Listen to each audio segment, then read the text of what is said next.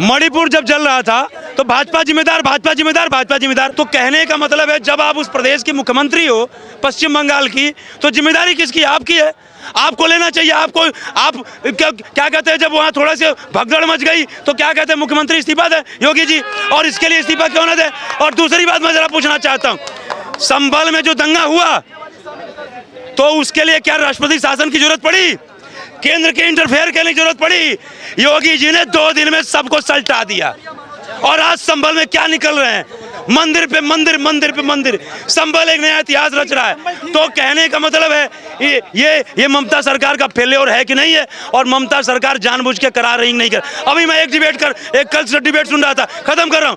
तृणमूल कांग्रेस के प्रवक्ता कह रहे हैं कि जो पकड़े गए हैं वो हिंदी भाषी हैं, वो क्या कहते हैं कि वो बंगाली नहीं बोल पा रहे हैं। भारतीय जनता पार्टी ट्रक में लोगों को लाद के भेज रही है। जब उनसे एंकर ने सवाल पूछा कि जब कह रहे हो कि पश्चिम बंगाल के नहीं है तो वो कहाँ के हैं, कहते हैं ना सांप सूंघ गया। तो ये लोग खाली जनता को भड़का रहे हैं, काम यही करवा रहे हैं, आरोप दूसरे पे लगा रहे हैं। अगर बांग्लादेश से कोई आ रहा है भारत में तो ये तो केंद्र का मुद्दा हो गया, ये तो सिक्योरिटी का मुद्दा हो गया। तो इसमें तो केंद्र की गलती है कि भाई कोई बांग्लादेश से दूसरे देश से पश्चिम बंगाल में आ कैसे रहा है फिर? अरे इससे पहले क्या कहते हैं, कांग्रेस की सरकारों में जब आ गए और आकर के यहाँ जहर फैला रहे हैं तो क्या करेंगे? अभी कैसे आ रहे हैं? अभी भी आ रहे हैं। मैं केंद्र सरकार की एकदम केंद्र सरकार की जिम्मेदारी देता हूं, लेकिन मैं खत्म कर रहा हूं अपनी बात को। किसी भी देश के नागरिक का मुख्य रूप से 2 तरीके का दायित्व होता है, व्यक्तिगत और सामाजिक। व्यक्तिगत में अपने पूरे परिवार का भरण पोषण करना, खत्म कर रहा हूं। सामाजिक दायित्व, समाज में कुछ भी गलत हो रहा है उसका विरोध और सही में योगदान। तो जब तक उस पश्चिम बंगाल के बॉर्डर पे सारे लोग जो है क्या कहते हैं अपने दायित्वों का निर्वहन नहीं करेंगे, अकेले सरकार मोदी जी जाकर क्या पश्चिम बंगाल का हिंदू खतरे में है? क्या ममता के राज में हिंदू खतरे में है? कोई हिंदू और मुसलमान खतरे में कहीं नहीं है, पूरे देश में कहीं पे नहीं है। ये गलत है, गलत पे लाया जा। रुक तो जाओ, बोलने तो या तो बोल लो, आप बोल ले तो। आप सुनते लोगों की बहुत ज्यादा है। मैं आपको बता रहा हूँ, इनसे सबसे सवाल है और सरकार से भी सवाल है। 13 साल हो गया सरकार चलते हुए, 11,000 बांग्लादेशियों को बाहर किया। देगी सरकार? बताएगी? झूठ बोले जा रहे हैं, काली पीली झूठ बोले जा रहे हैं। इन्होंने सुनो बांग्ला तो है तो वो मचा रहे हो तुम लोग। इन्होंने बहुत सही कहा, इन्होंने बहुत सही बात कहा कि इतने सारे बांग्लादेशी इनको भगाया क्यों नहीं? अरे भैया पहले पालने वालों ये बताओ, तुमने पाला क्यों? तुम पालो और हम भगाए? तो समय आने दो, पहले कोई चीज नासूर हो गया है तो पहले धीरे धीरे हमें ठीक करने दो, तभी हम इन पे बजाएंगे ना। आज एक बांग्लादेशी वहां से क्या कहता है, अगर बंगाल में कोई मुसलमान पीड़ित होगा तो हम बॉर्डर क्रॉस करके आएगा और सब मुस्लिम भाई को, सब हिंदी को काटेगा। ये बोलता है, इस तरह की बात करता है वो। मैं फिर कह रहा हूं तेरे को, अगर तेरे अंदर गूदा है तो बॉर्डर क्रॉस करके दिखा, तेरे को इतना छेद करेंगे तू दिखाने लायक भी नहीं रहेगा। लेकिन आपको लग रहा है ममता बनर्जी का ये फेलियर है या नहीं है? क्या ममता का ये फेलियर है कि वो अपने लोगों को नहीं बचा पाई? वहाँ पश्चिम बंगाल से लोगों को पलायन करना पड़ा है, तो ये तो बड़ा फेलियर है ना। देखो फेलियर किसका है? क्या कह रहे हो? पलायन करना पड़ रहा है हिंदू परिवारों को, तो फेलियर है या नहीं? भैया ये मणिपुर में गए क्या? प्रधानमंत्री जी को मणिपुर नहीं। आप अगर हर चीज में ये करेंगे ना कि नहीं, संभल में क्या हुआ? कुछ नहीं हुआ है।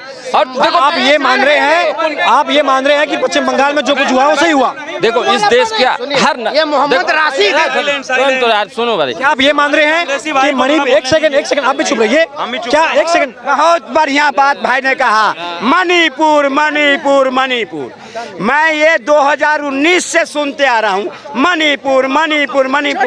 अरे मणिपुर की जल्दी टिकट कटवा उनको।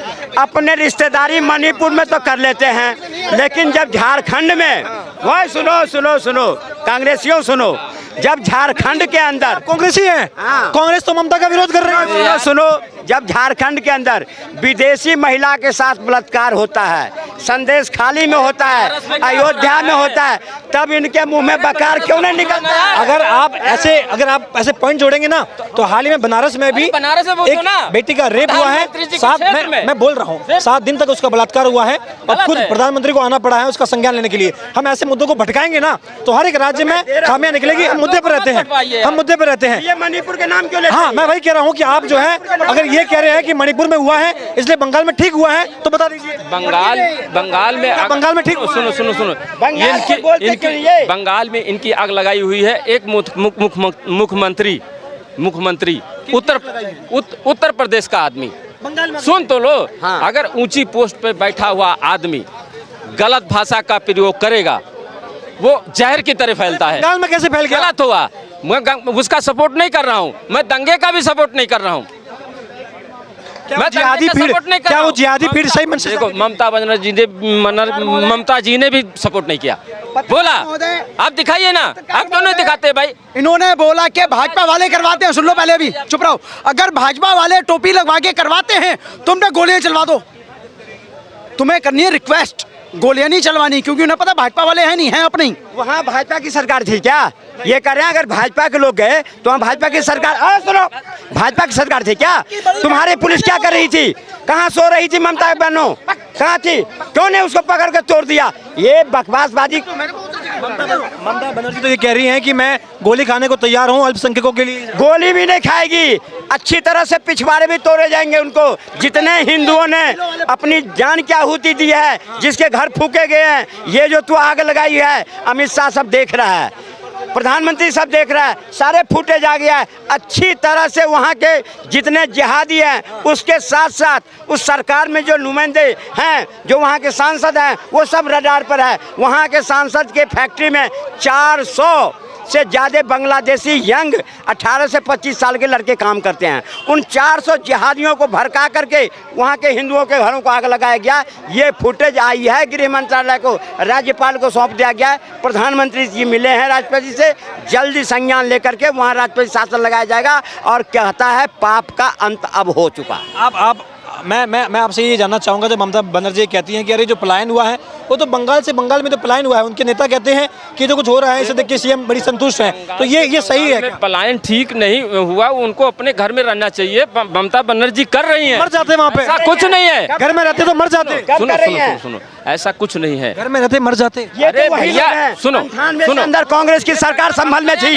अरे सुनो 1960 में भड़का, वहाँ चुनाव है, ये लोग दंगा भड़काए। अभी चुनाव है। हाँ बोला, बिल्कुल चुनाव। भाई ममता ने भड़काया है, ममता ने भाई ये इन्होंने भड़काया, ये विपक्ष वालों ने, भाई विपक्ष वालों ने भड़काया वहाँ दंगा। भड़काने वाले विपक्ष वाले हैं। हाँ, बिल्कुल। तो मारने वाले तो फिर हिंदू होने चाहिए थे, मुसलमान क्यों मार रहे हैं? क्या विपक्ष ने मुसलमानों को भड़काया है? क्या विपक्ष ने मुसलमानों को भड़काया है? नहीं, मुसलमान मोदी जी की बात सुन रहे हैं। सुनो, देखो मैं दंगे का फिर भी नहीं सपोर्ट कर रहा हूँ। देश के मुसलमान, यार ये कांग्रेस पूरे देश के मुसलमानों को भड़का रहा है, जो देश में आग लगा दो। कांग्रेस पार्टी या जितने भी गठबंधन के हैं, ये सारे देश के मुसलमानों को भड़का रहे हैं कि तुम देश में आग लगा दो, ट्रेन फूंक दो, बसें फूंक दो और हिंदुओं को मारो, ये सब उकसा रहे हैं। सर कह रहे हैं कि भाई विपक्ष ने, बंगाल में ममता बनर्जी की सरकार तो है, वो बहुत अच्छे से रिक्वेस्ट कर रही है कि मत करो दंगा वगैरह, खिलाफ है उसके, और कह रही है कि बीजेपी ने भड़काया। इनसे पूछिए, पूर्ण राज्य की सरकार है, वहाँ पर पुलिस जो है ममता बनर्जी के अंडर है, तो भाजपा कैसे भड़का करके आ गई? और पूरा का पूरा पश्चिम बंगाल का मुर्शिदाबाद जो है 500 लोग पलायन कर गए, कहीं दुकानें जला दी गई, कहीं घर लूट दिए गए। क्या वो मौन धारण करके बैठी थी ममता बनर्जी और उनकी पुलिस? क्यों एक्शन नहीं लिया गया? पूरा पश्चिम बंगाल जल जाता है, मुर्शिदाबाद का इलाका, और ममता बनर्जी कहाँ सोई हुई है? कह रही कि योगी जी की भाषा है उसकी वजह से दंगे हुए हैं। योगी जी की भाषा है तो फिर यूपी में क्यों नहीं हुआ दंगा? यूपी में पलायन क्यों नहीं हो रहा?